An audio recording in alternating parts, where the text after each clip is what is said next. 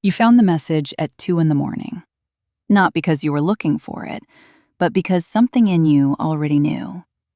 His phone lit up on the nightstand, and a name you did not recognize flashed across the screen with 3 little words that changed everything. Your stomach dropped. Your hands went cold. And in that single moment, every story you had ever told yourself about your relationship cracked open like a windshield hit by a rock. But here is what no one told you in that moment, and what almost nobody ever tells you afterward. Not all affairs are the same thing. The word cheating is one word, but it describes 4 completely different phenomena, and the mistake almost every betrayed partner makes is treating them as if they were identical.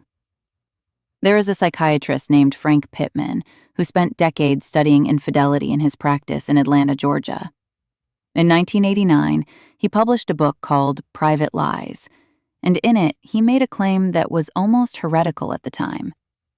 He said that the affair is not the sex. The affair is the secret. And once you understand that, you begin to see that different secrets serve radically different functions.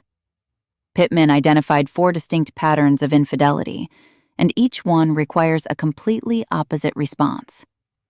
Getting the diagnosis wrong does not just delay your healing. It can destroy whatever was actually worth saving. The first type is what Pittman called accidental infidelity. This is the one that really did just happen. No plan, no emotional involvement. Someone got drunk, or got caught up in a moment, or was traveling out of town with people who normalize that kind of behavior. Shirley Glass, the pioneering infidelity researcher at Johns Hopkins, found in her landmark study that a significant percentage of affairs begin in the workplace, not because people go looking for them, but because proximity and self-disclosure create what Glass called open windows where the marriage wall has quietly eroded.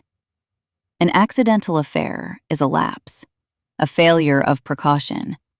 The person who had it is usually horrified, often confesses quickly, and feels genuine remorse. Pittman's clinical rule here is counterintuitive. He said that when a man has an accidental affair, it means the marriage has a problem. Not that the marriage is over. It means something in the marital structure has left a door unguarded. The intervention is repair, honesty, rebuilding the wall together. The second type is philandering. This is not an accident. This is a pattern. Pittman described habitual philandering as a compulsive defense mechanism driven by a deep fear of intimacy. The philanderer does not cheat because the marriage is bad. He cheats because intimacy itself terrifies him, and affairs are the perfect solution. They give him the illusion of closeness without the actual risk of being fully known. Esther Perel, whose work on infidelity has reshaped how therapists understand betrayal, observed that some people cheat not because they are looking for another person, but because they are looking to escape the person they have become. The philanderer is running from vulnerability itself. Every affair is a wall disguised as a window. Pittman noted that philandering is overwhelmingly male, though not exclusively. And here is where his clinical rule shifts. When a man philanders, the marriage may be perfectly functional. The problem is inside him. The intervention is not couples therapy. The intervention is individual work on the fear of being known. Now here is where the pattern gets darker. The third type is the romantic affair. This is the one that feels different from the inside. The person having it is not careless and not compulsive. They are, in Pittman's clinical language, temporarily insane. They have fallen in love. Not the shallow attraction of the philanderer, but a full psychological and emotional surrender to another human being. Pittman was blunt about this. He said romantic affairs happen most often at the turning points of life.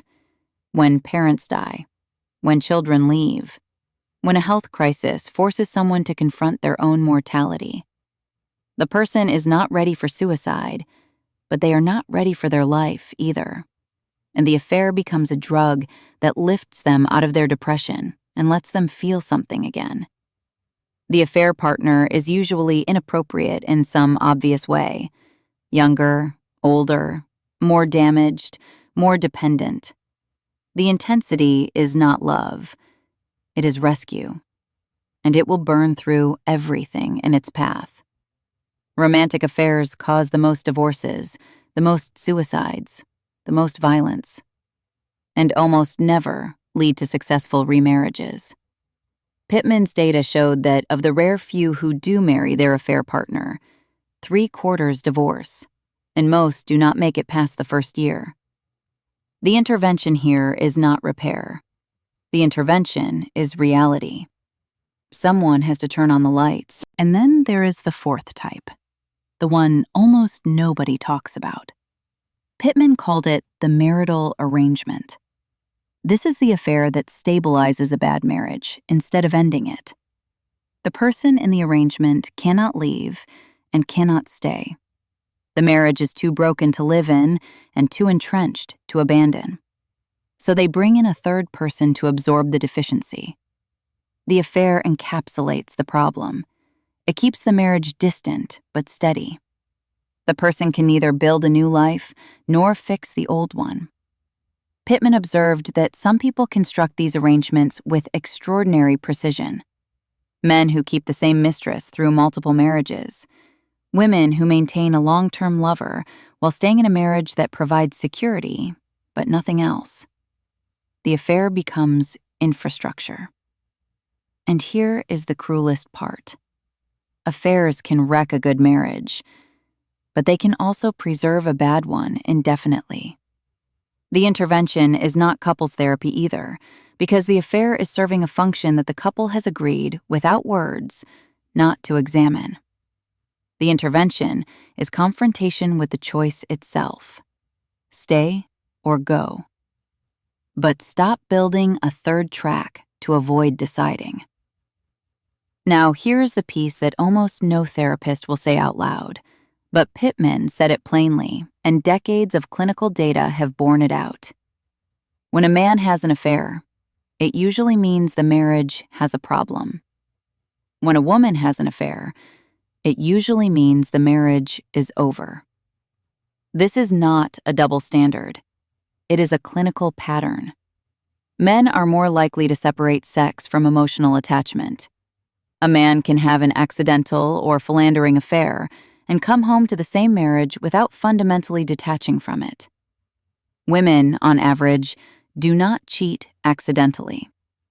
When a woman crosses that line, she has usually been emotionally gone for a long time. The affair is not the beginning of her leaving.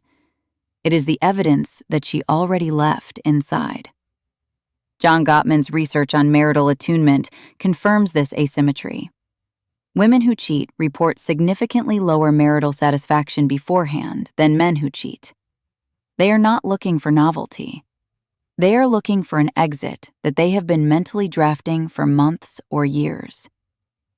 So if you are standing in the wreckage right now, staring at a phone screen or a credit card statement or a text that was never meant for your eyes, the first thing you need to understand is that the word cheating tells you almost nothing about what comes next.